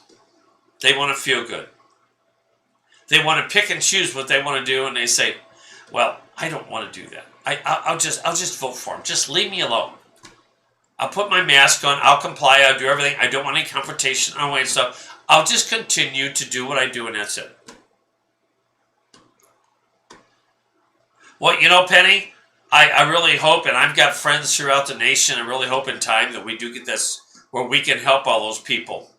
I know it's going to take a long time, and it's not just us. We're going to be working with other Democrat groups. My friend Dino is out of Pennsylvania. He asked, this morning he says, this morning he says, hey, why don't you come here and talk to my group? Not a problem. Let me drive through the snow, and it's snowing. Yeah, look at that snow out there. I can't show you that. But by the way, for those of you, and do not make this an excuse not to go. Absolutely, on Sunday when we have our meeting, I got things set up to where we are going to have it on video. So it's going to be on Facebook Live, and it's going to be, you can watch on Facebook Live, so we'll have it there. I would like to have somebody volunteer to run the camera, but I'm pretty sure I've been working on it in my basement to make sure I get everything set up the way it should be, and it should work out rather well. But at least that way people, and it's actually hooked up with the mic system. So, if you're wanting to watch it, then that's what we need to do. But that's for those of you far away. If you're close, be there. We need as many people to be there as we can. It makes a difference. You think that? I think Nikki's going to be wanting You know what? The best thing she can do is turn Democrat. Well, she is anyway. Here, let me correct what I just said. That was a bad way of putting it. The best thing Nikki Haley can do is admit she's a Democrat. There you go. There's so many. How do you feel? I wonder how many people are going after the very representatives that have trashed President Trump by wanting to impeach him or have done the things beforehand. Ann Wagner, I hope for our sake that you don't try to run again. But this all sounds good. This is where I really get pissed off, people. I'm sorry. It's real easy to say, we're not going to vote for her. Who are you going to vote for? Mickey Mouse? Well, they're better. I don't want to hear that. Somebody has to stand up. Somebody has to say, I'm a true conservative, a real Republican, and stand up. And then we all have to support those people. Well, I'll wait until then. No, you need to start today. RealRepublicans.net. Go there. I feel like I'm Jerry Lewis in the telethon. You know, that's not a bad idea. I know what we'll do. We'll start bringing in people on the show.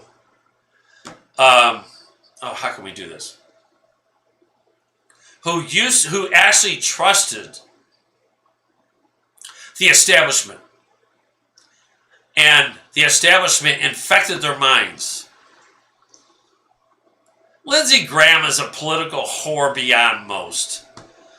You know what? I mean, I'm sorry. Anything comes out of that guy's mouth, I couldn't care.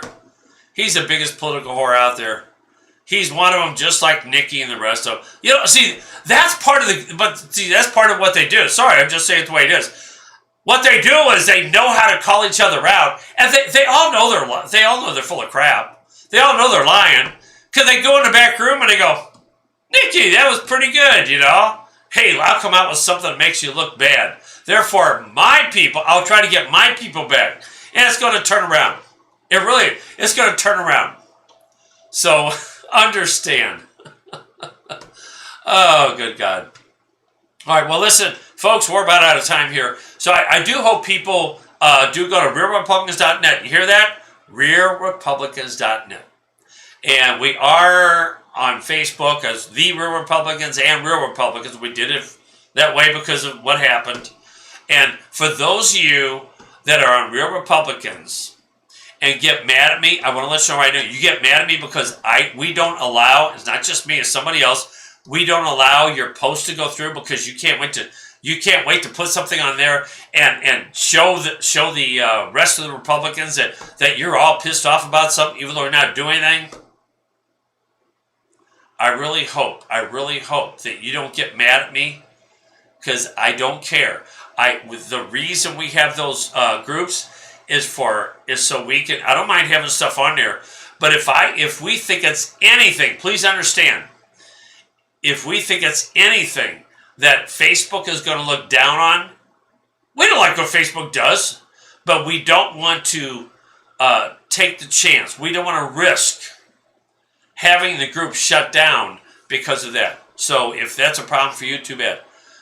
Well, you know what? She got booted in Boston. You know what, Doug? You're right. But you know what the problem with that is? In next year, most Republicans they do. And this is one reason why you got to be a different group. Most Republicans, they give up. They give up all the time. Thank you, Cynthia. I appreciate that. They give up. And they go, well, it's better than the Democrats. If you say at least it's better than the Democrats, you are buying it all the way. And I'm telling you right now, you just, there's no hope for you. There really is. There's no hope for you. Either get involved or shut up and go away. That's how I feel about it. All right, my friends, I think we're going to get out of here. I do have a life. I do. I got to go out and shovel the snow. Wow, it's coming down now, baby. And we get 2 piles of it today. But hey, the good news, I want to play Weatherman like we do. The good news is that the snow we're having is light and fluffy, and you can actually take your leaf blower out and do your driveway. Unfortunately, we have a driveway that's pretty steep, and I have to be really careful there. So there you go. So, all right, my friends, thanks so much for listening. I swear to you, I'll threaten you, and I'll be back tomorrow. So that's it. Happy snow. You can't quit. And why not? Because you're fired. You can't fire him. Why not? He quit. Over? Did you say over? Nothing is over until we decide it is. Was it over when the Germans bombed Pearl Harbor? Hell no! German? Forget it, he's rolling. It ain't over now. Because when the going gets tough,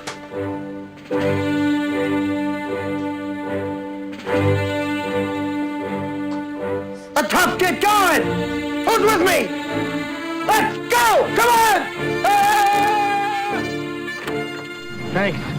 I needed that.